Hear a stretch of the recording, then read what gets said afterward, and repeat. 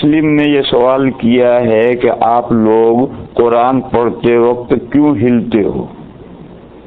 کہاں ہلتے ہم لوگ؟ فضول سوال ہے. دیکھو ہمارے امام صاحب ہیں، فجر میں غور کیجیے، عشاء میں غور کیجیے، مغرب میں غور کیجیے، ہلتے ہیں؟ ذرا غور کر کے دیکھیے، فجر میں یہ قرآن پڑھیں گے، عشاء میں پڑھیں گے، اور تراویح میں ہمارا امام پورا قرآن پڑھتا ہے، کبھی تم نے ہلتے دیکھا؟ کہاں ہلتے؟ اب یہ کہیں کوئی کہ مکتب میں بچے ہل کر پڑھتے ہیں، تو بچے ہیں، علم کے کچے ہیں، تو بچے ہیں، علم کے کچے ہیں، ابھی بچے ہلتے ہیں، اب آپ اس سے کیا اعتراض کریں گے؟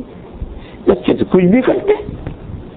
باقی شریعت کا ایسا کوئی حکم نہیں ہے کہ تم قرآن پڑھتے وقت ہلو، ایسا کوئی حکم نہیں، نہ یوں ہلو نہ یوں ہلو، ایسا شریعت کا کوئی حکم نہیں. اور مکتب میں بچے اگر ہلتے ہیں تو بچے تو علم کے کچے ہیں، ان کے ہلنے سے تم کیا اعتراض کرو گے؟ ہمارے یہاں ایسا کوئی حکم نہیں ہے. اور قرآن پڑھتے وقت تو کوئی نہیں ہلتا، امام مسجد نماز فرض میں پڑھتے ہیں کوئی نہیں ہلتا، ویسے ہم بیٹھے بیٹھے پڑھ رہے ہیں ہم نہیں ہلتے. تب پھر سوال ہے کہ بچے کیوں ہلتے ہیں؟ ٹھیک ہے، مسئلہ نہیں ہے، مگر ہلتے کیوں؟ دیکھو بچہ شرارت کا پکا ہوتا ہے، اس کو کچھ نہ کچھ شرارت کرتے رہنا ہے، تو یہ ہلنا اس کی شرارت ہے.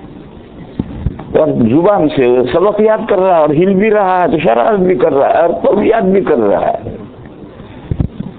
یہودیوں کے یہاں ہلتے، جوئش کے یہاں ہلتے ہیں، ان کے سینیگوگ میں جاؤ یوں ہلتے ہیں.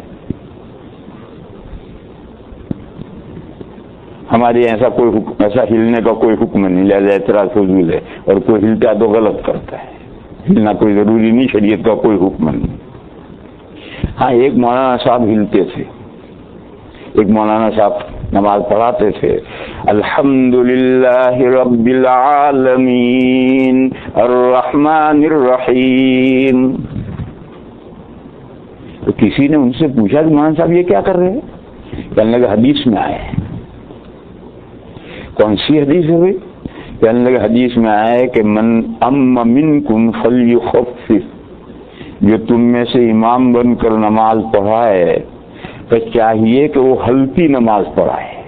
یہ جو ہلکی ہے اس کو یوں یا سے لکھتے ہیں، لیکن پرانے زمانے میں یوں لمبی یا سے لکھتے، مجہول کے لکھتے تھے، تو انہوں نے اس کو پڑھا ہل کے، کہ جو تم میں سے امام بنے وہ ہل کے نماز پڑھائے. ہلکی، ہلکی کو بیچارہ اردو کم جانتا ہوگا تو ہلکی کو ہل کے پڑھا اس نے، اور انہوں نے عمل شروع کیا الحمدللہ رب العالمین.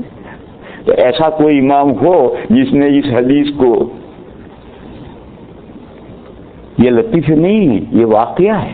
جو اردو کمزور ہے جس کی، اور یا پہلے یا یوں لکھی جاتی تھی لیٹی ہوئی، معروف بھی اور مجہول بھی، اور سمجھنے والے سمجھ جاتے تھے کہاں معروف ہے کہاں مجہول ہے.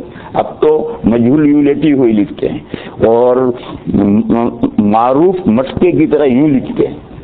اب تو فرق کو کر دیا تو اشکال نہیں ہوگا، لیکن پہلے ایسا ہوتا. ہم جب طالب علم تھے دارالعلوم دیوبند میں تو مختلف جگہ، گجراتی بھی تھے، یو پی کے بھی تھے، ایک آسامی طالب علم بھی تھا. ہم فجر کے بعد میں قرآن کی تلاوت کرتے تھے، طلبا کرتے ہی ہیں. جب تلاوت کے فارغ ہوئے تو آسامی طالب علم کہنے لگے آج میں نے ایک نیا مضمون پڑھا. کیا پڑھا ہے بھائی؟ کہنے لگے اللہ کے نیک بندے متقی وہ ہیں جو اپنے کیے پر اونٹتے نہیں. تو ہم نے کہا بھائی یہ کیا مضمون ہے اپنے کیے پر اونٹتے نہیں؟ کہنے قرآن میں پڑھا، حضرت تھانوی کا ترجمے میں نے پڑھا.